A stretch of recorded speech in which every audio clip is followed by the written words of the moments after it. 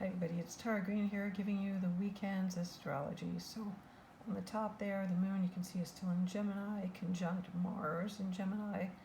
And so that gives us a real flavor, a real taste, a real mood about what Mars in Gemini is all about. Now you got to pay attention to this because Mars is in Gemini for 7+ months from August into March of 2023 because Mars will turn retrograde on October the 30th this month in a very important position to the US natal Mars. So Mars in Gemini gives the passion, the drive, and the defensiveness to our mind, to everything to deal with communication. That means our social media, computers, cell phones, and again, because Gemini is a dualistic sign, there's always going to be that two-facedness or that perceived opposition. Gemini in the tarot is the sign of the lovers, which is always about the attraction of the complementary opposites. And the nature of this reality where we live is these complementary opposites. So we need those polarities.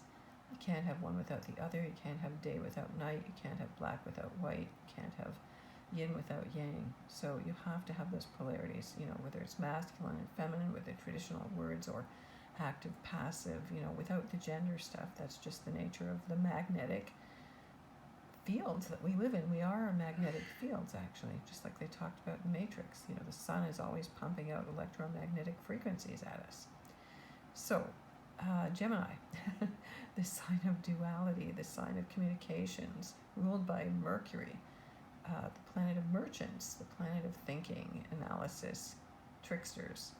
So, really getting a feel for that, where are we? Do we want it? Don't we want it? Back and forth, got to try out everything. Mars in Gemini, of course, loves to talk, loves to think, loves to question. And then Mars in conjuncts Pluto in Capricorn. So again, there's the deep well that Capricorn's dark, heavy, earthy, chthonic side is not really cognizant with Gemini, which is really rather light. Okay, now the moon is void, of course. You can see that on the top there, 12:11 a.m. That's Eastern Daylight Time until the moon enters Cancer at exactly 12 hours later, actually, 12:11 p.m. Again, Eastern Daylight Time is in light, and the darker bold is in Pacific Daylight Time. So the moon is in its home sign now in Cancer. So then we're ruled from Gemini rules the lungs, our breathing, and our thinking, and then the moon rules Cancer. So Cancer only has one planet, quote unquote planet, that governs it. That's the moon. So the moon is at home, and Cancer is all about home. It is about family. It is about nurturing. We're ruled by our stomachs. Cancer is about safety. It's about what we need to feel emotionally safe. It's literally nesting. It's about children. It's mothering. It's the womb. It's the ocean. It's the field of unconscious. So our memories, our feelings are so tied into all of this unconscious, or what they call cellular memory. And this is where the intergenerational trauma is all stored in the unconscious as well. So now science knows that, we were all eggs originally in our grandmother's part of her reproductive system, but it doesn't stop there. And then so we know, actually unconsciously, everything our grandmothers felt and our mothers, and that we feel. And I think women are probably a bit more sensitive to this because they carry eggs within them, and the men still have those cellular imprints, but it's of a different nature. But we all carry all these imprints of every pre-lived ancestor, your mother, your father, your grandparents, back through time, just like those Russian dolls. So moon in Cancer, so you want to be cuddly, you want to nurture, you want to take care of people. Chicken soup, time for family get-togethers. I am going to a big, family get-together today to celebrate my ex-mother-in-law's 95th birthday. And she's a Holocaust survivor. Actually, she spent 4 years in Auschwitz, so it's a big deal. I haven't seen her in many years, but she's going to see her great-grandson for the first time. So the moon in Cancer squares Jupiter in Aries. Again, it's the early afternoon. Gives you energy. Jupiter in Aries is energized. It's positive, it's expansive, it's faith. There's going to be lots of laughs, family laughs, good feelings, new beginnings. So that's very positive. And then on the 16th, at the bottom there, the moon squares Mercury in Libra. So Mercury in Libra wants to be the go-between, the ambassador, wants to be the hostess with the mostess in a way also, like Moon in Cancer does. So can be very nice family get-togethers, nice conversations. Mercury in Libra, we're thinking about our social status. Do people think I'm nice, beautiful, acceptable, that stuff? And the Moon in Cancer kind of weighs out over all that because it's definitely in its home.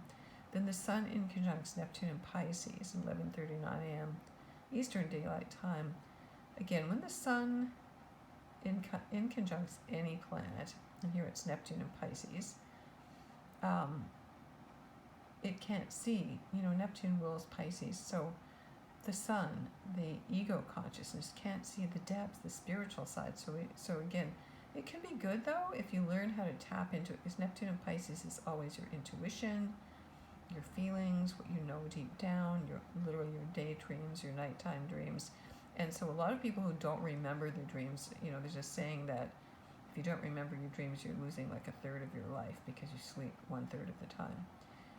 So Sun in conjunct Neptune in Pisces means that you're out of balance with working with your own deep spiritual side, with your own unconscious, with your shadows, with your dreams. And I am going to start an 8-week dream healing temple in honor of Jupiter re-entering Pisces. Now that's not long from now, on October 27th, on Thursday, which is Jupiter's day, on the day that Jupiter re-enters Pisces. And it's a very special, very rare occasion because Jupiter won't be in Pisces again after this for another 12, 13 years. So I would strongly urge you, if you feel perplexed about your dreams and especially your nightmares, that you join me for this series. I would recommend that you sign up for all of them because it's going to be building on a star meditation groups and really doing deep healing, deep intuitive, learning how to lucid dream, learning how to be in touch with each other in our dreams, writing and expressive arts therapy and deep meditations and galactic downloads and all kinds of stuff. Okay, so please join me. If you want to find out more about that, I would suggest that you just email me at taragreentarot@gmail.com. And then the Moon squares Chiron and Aries. There's been a lot of excuse me, squares to Chiron because anytime the Moon is in a cardinal sign, which is every 7 days, it makes a hard aspect to Chiron. So again, the Moon, where are we defending anger about our mothers or our childhood or about some family problems? Families always have their fights and stuff, right? Not to be too defensive about it. And then this is all just in Pacific Daylight Time. The Moon sextiles Uranus in Taurus, which will then happen on the 17th. Moon sextile Uranus it's good to open up. It's good to do things different. It's good to try different kinds of body work or meeting people on the internet, or it should be good for cryptocurrency if you're very sentimental about it. And then the Moon in conjunct Saturn and Aquarius. Again, Saturn is the old boys club and Aquarius is the new innovation, and so there's that out of balance energy between the old-fashioned mothering and then the kind of women are into freedom and independence. That's what Saturn and Aquarius is all about, really. So not that exciting. A little bit of quiet weekend. We are heading into much more big change in the next couple of weeks. Very intense change as we get into later October, because there's going to be. I'm going to turn the pages here. Saturn turns direct on the 22nd, 23rd. What's the next big change here? Yes, the big solar eclipse on the 25th. I don't know if you can see that. I don't usually do it this way. Solar eclipse, 25th. Scorpio, 2 degrees of Scorpio. I'm going to do a presentation about this live for the Cosmic Intelligence Agency on the 21st. This is a funny way to do it. On the 21st at 8 p.m. on Facebook. I don't really like to be on Facebook these days, but that's still pretty much their main platform. So I'm going to talk about that.